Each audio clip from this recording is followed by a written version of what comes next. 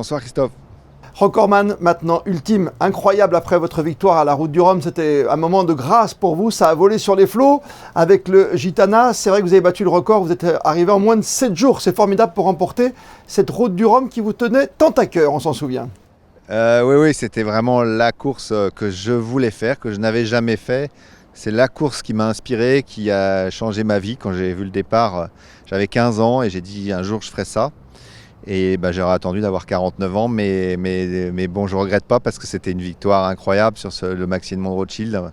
Un bateau de légende et qui vole, je n'avais jamais prévu que ça soit aussi beau en fait. Parfois, quand on réalise ses rêves, ils sont encore plus beaux que ce qu'on avait imaginé.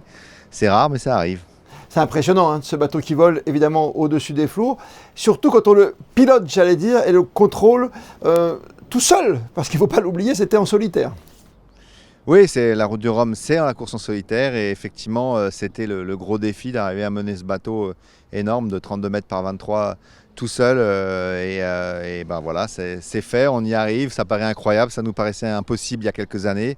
Franck Camas nous avait ouvert la voie en 2010 et depuis les bateaux vont encore plus vite, volent maintenant et on arrive à les mener presque aux vitesses d'un équipage. C'était dingue, on a fait un combat épique avec François et on a dépassé toutes nos limites. 6 jours, 19h47 pour traverser l'Atlantique, c'était un de vos grands défis, vous qui avez remporté notamment la Jacques Vabre ou encore la solitaire du Figaro et qui avez couru aussi en équipage, notamment la Volvo Ocean Race. Ce sera votre prochain objectif, vous y retournez? Mon prochain objectif, c'est surtout de me préparer pour le premier tour du monde en solitaire sur ce bateau, sur ce type de bateau. Ça sera en janvier 2023. Janvier prochain, donc 2024. Et voilà, ça c'est un gros challenge, ça n'a jamais été fait. On n'a même jamais réussi à faire un tour du monde, même en équipage sur ces bateaux volants. Donc on va tous partir dans une grande aventure, on sera les pionniers. J'espère que ça sera le début d'une grande course qui va marquer son époque, qui va marquer le futur. J'en suis convaincu même, parce que voilà, donc on va tourner autour de la planète en 40-45 jours. Les uns contre les autres, ça va être une énorme aventure. Vous êtes dans un lieu historique ici, un endroit magique, vous le savez, c'est l'Yacht Club de Monaco. Le Yacht Club de Monaco qui va fêter ce week-end ses 70 ans. Vous, le Finistérien, vous connaissez un peu la Méditerranée, qui est une mer qui est toujours un peu difficile à négocier, paraît-il. C'est une mer très compliquée à naviguer et j'ai fait beaucoup de courses à une époque ici et j'avais beaucoup de mal à naviguer en Méditerranée. J'ai mis des années à trouver les recettes. Et voilà, maintenant je connais un peu mieux, mais c'est vraiment très compliqué et il faut être un très bon marin pour régater en Méditerranée. Ouais, il faut bien régater. C'est bien. D'ailleurs, il vous manque peut-être, j'ai un petit doute dans votre carrière, mais peut-être que la suite, parce que vous n'êtes pas encore un petit quinquat, donc ça va, vous avez le temps. Est-ce que la Coupe de l'América, des courses comme aujourd'hui qu'on voit à la télévision, qui sont vraiment extraordinaires, avec la vitesse à tous les instants, tous casqués comme de la Formule 1, est-ce que ça vous tente ?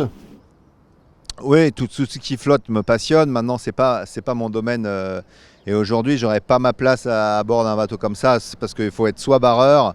À mon âge, c'est soit barreur, soit tacticien. Et après, c'est des jeunes qui fournissent de l'énergie, qui est très puissant.